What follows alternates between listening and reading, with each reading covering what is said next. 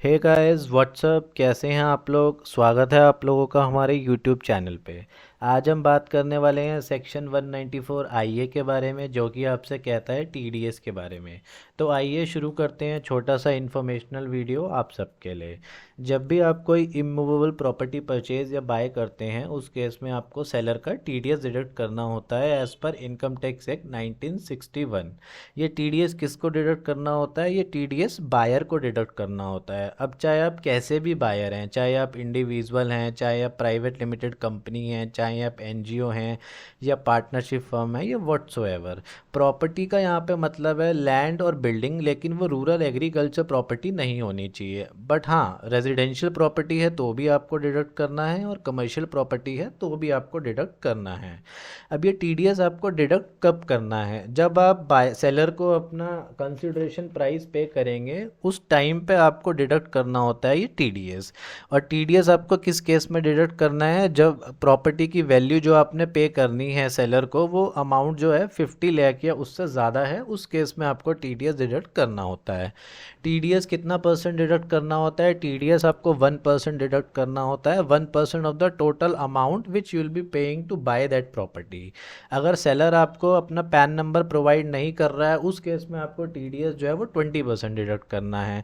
अब ये जो हम अमाउंट की बात कर रहे हैं बेसिकली कि 50% अमाउंट 50 लाख या उससे ज़्यादा पे करना है, तो ये 50 लैक्स में क्या क्या कवर होता है? 50 लाख में आपकी क्लब मेंबरशिप फ़ीस भी कवर हो जाएगी, car parking fees, electricity, gym maintenance fees, कोई भी एडवांस फ़ीस या किसी भी तरह का चार्जेस जो कि इंसिडेंटल है to the transfer of such property.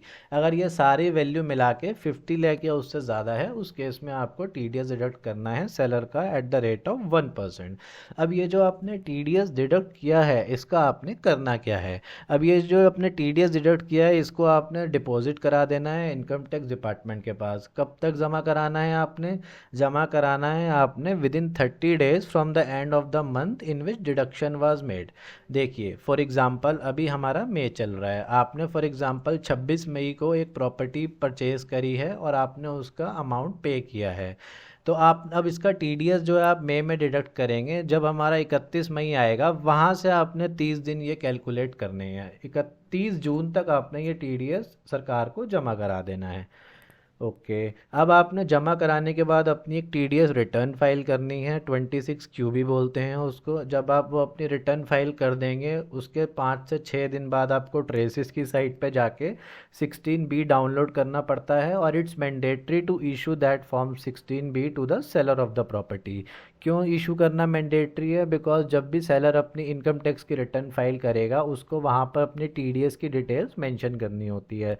तो वहाँ उस केस में उसको आपका टैन नंबर चाहिए होता है। तो फॉर्म 16 भी जब आप इशू कर देंगे, तो उसमें आपका स्पेशल एक्नॉलेजमेंट नंबर मेंशन्ड होता है, जो कि सेलर अपनी आईटीआर फाइल करते वक्त उन डिटेल्स को यूज़ कर सकता है। तो ये थी दोस्तों आपके लिए एक छोटी सी इन्फॉर्मेशनल वीडियो। उम्मीद करता हूँ कि आपको वीडियो पसंद आई होगी। अधिक जानकारी के लिए आप हमें कांटेक्ट कर सकते हैं इन नंबर्स पे, या आप हमें ईमेल पे भी अपनी क्वेरी लिख के भेज सकते हैं। Thank you friends, please like and share the video and subscribe our channel.